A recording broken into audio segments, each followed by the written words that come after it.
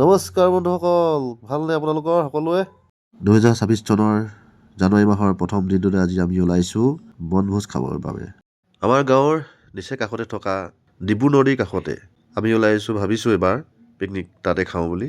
আৰু লগৰ সংগে আমি লগ লাগি প্ৰত্যেক বছৰে আমি যাওঁ আৰু এইবাৰো আমি ওলাইছোঁ। তাতে এটা প্লেচ বনাইছে, পিকনিক প্লেচ, আৰু এই পিকনিক প্লেচটো লৈ বুলি আমি ওলাই গৈছোঁ। আৰু এখন আমি দলং পাম এতিয়া। এই দলংখন হৈছে প্ৰাক্তন মুখ্যমন্ত্ৰী শ্ৰীযুত সৰ্বানন্দ সোণোৱাল ডাঙৰীয়াই মুখ্যমন্ত্ৰী হৈ থকা সময়তে তেওঁ এখন দলং চেংচন কৰিছিল আৰু এই দলংখন নিৰ্মাণ কৰি উলিওৱা হৈছিল।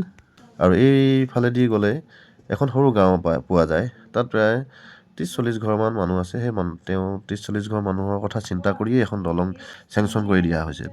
নিজৰ জন্ম গাঁওখনৰ কাষতে থকা এখন গাঁও, যিখন গাঁও প্ৰত্যেক বছৰে প্ৰত্যেকটো বানেই ধুই নিয়ে আৰু ইয়াত জীৱন যাপন কৰি থকা যিখিনি মানুহ আছে, মানুহখিনিয়ে অশেষ কষ্টৰে জীৱন যাপন কৰিবলগীয়া হয়। আৰু এই শীতকালীন কিন্তু ইয়াত খুব এটা ধুনীয়া পৰিৱেশ হৈ যায়। ইয়াত পিকনিক এটা প্লেচ বনি যায় আৰু সেই দলংখনৰ ওপৰেদি আহি পিকনিক খাব পাৰি আৰু বাৰিষাকালত তেওঁলোকে অহা যোৱা কৰিব পাৰে। এয়াই আমাৰ এটা সুবিধা কৰি দিলে আমাৰ XCM সৰ্বানন্দ সোণোৱাল ডাঙৰীয়াই। আৰু ইয়াত পিকনিক চলি আছে আৰু পিকনিকত দেখিছেনে পুৰা গাড়ীয়ে ভৰিয়ে আছে। খাবলৈ পৰিৱেশ নাথাকে তেনেহ'লে আমি ইয়াৰ পৰা বেলেগ ঠাইলৈ বুলি, আৰু ইয়াত পিকনিক খোৱা পৰিৱেশ নাই, সেয়ে আমি বেলেগ এটা ঠাই লৈ বুলি আমি ওলাইছোঁ। আৰু আমাৰ লগক এই কবি বাগান, বেঙেনা বাগান আৰু এইবিলাক দেখিছেনে, এখন চব্জি হয় ইয়াত এই চব্জি বাগিচাবিলাকত আমাৰ ইয়াৰ পৰাই আশে পাশে থকা গাঁওবিলাকলৈ ইয়াৰ পৰা চব্জি প্ৰায় বেপাৰীবিলাকে লৈ যায়। আৰু ইয়াৰ পিকনিক স্থল পালোহি। এইখিনি দেখিছে, নৈখন প্ৰায় নিচেই কাষতে পালেহি। আগতে ইয়াৰ পৰা প্ৰায় 50 মিটাৰ দূৰত নৈখন আছিল আৰু প্ৰায় ৰাস্তাটো পাওঁ অৱস্থা। আৰু আগলৈ আমি গৈ আছোঁ। আহি প্ৰায় ৰাস্তা শেষ, নিৰ্দিষ্ট ঠাইত ৰাস্তা শেষ। ইয়াত গাড়ী ৰখালোঁ আৰু আমি ইফালে চাইছোঁ। আৰু এইবাৰ পানীৰ সোঁতটো বেছি আছে আৰু ঠাইখিনিত আমি চাইছোঁ ইয়াত তেনেকুৱা সুবিধা নহ'ব এইখিনি ঠাইত। আৰু হঠাতে লগ পালোঁ ফেচবুকৰ এগৰাকী ফ্ৰেণ্ডক, এয়া পলিমণি হয়। তাইও ইয়াত পিকনিক খাবলৈ আহিছে। তাইও ভাবিছিলে এইডোখৰ জেগা পূৰা আগৰ দৰে আছে বুলি, কিন্তু এইখিনিত পিকনিক খোৱাৰ সুবিধাটো কম হৈ গৈছে। আৰু আমি সেয়ে বস্তুখিনি আমি ইয়াতে নমাই লৈছোঁ। আমি সকলোখিনি যাৱতীয় বস্তু আমি লৈ আহিছোঁ লগত। এই ঠাইডোখৰ আহি পালোহি। আমি এতিয়া কেৰাহীত পাতিলোঁ, তেল দিলোঁ। এতিয়া বৰ্তমান স্নেক্সৰ কাৰণে অলপ মাংস ভাজিম। আৰু ইয়াৰ লগৰজনে ইয়াত হালধি, মছলা, ৰচুন, পিঁয়াজ সকলোখিনি মাংসখিনিত এনেদৰে সানি লৈছে। অলপ সময় মেগনেট হ'বৰ কাৰণে এনেদৰে সানি লৈছে আৰু এনেদৰে সানিলে বোলে সোৱাদটো ভাল হয় বুলি কৈছে। সেয়ে অলপ দেৰি এনেকৈ সানি লৈ তাৰপিছতে আমি এনেদৰে কেৰাহীত মাংস দিলোঁ। ৰাধনী মনটো নিয়ক, ৱাৰ্ড মেম্বাৰ দেই। এয়া খাচী বনি আছে। খাচী এইটো চাকনা নেকি? এইখিনি চাকনা বনিছে ৰাইজৰ কাৰণে। ৰাইজ বুলি ক'লে এইকেইটাই দেই। বিচাৰি জেগা আহি এইখিনিতে পাইছোঁহি।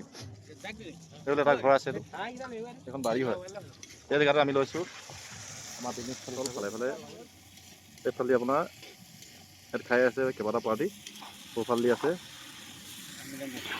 তো এইটো এটা ৰাস্তা দি ডিমজাম যোৱা ৰাস্তা, সেইফালেদি আহিব পাৰি। আমি যোৱা বছৰ সৰু এটা দলটো দেখিছে সৌখিনিত, তো তাতে খাইছিলোঁ, কিন্তু নদীখন অকণমান আঁতৰলৈ আছিল।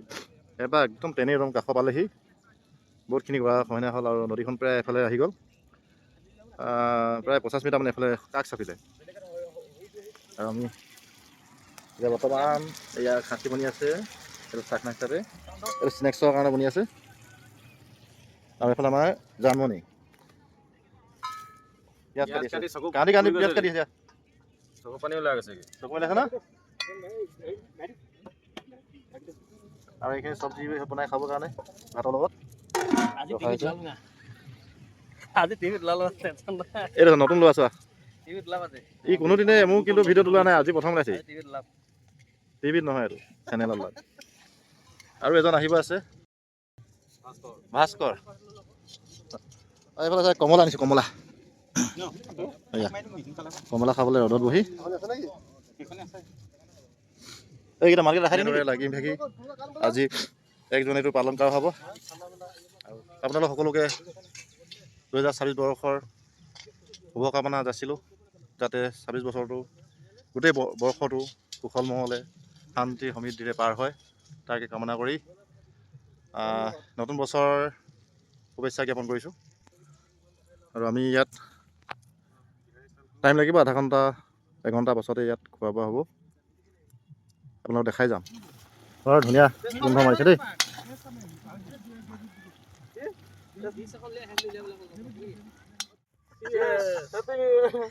ভাস্কৰ আহিলে, ভাস্কৰ লগত মই সহযোগী হিচাপে উপস্থিত হৈ আছোঁ।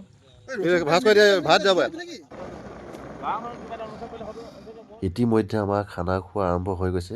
প্ৰত্যেক পিছতে আমি ইয়াৰ পৰা ওলাই যাব লাগিব, যিহেতু বেলি পৰো পৰো অৱস্থা। পুনৰবাৰ সকলোলৈ নৱবৰ্ষৰ শুভেচ্ছা যাচিলোঁ। আশা কৰোঁ আপোনালোকৰ বছৰটো ভাল হওক। আজিলৈ ভিডিঅ'টো সামৰণি মাৰিছোঁ। জয় জীৱন।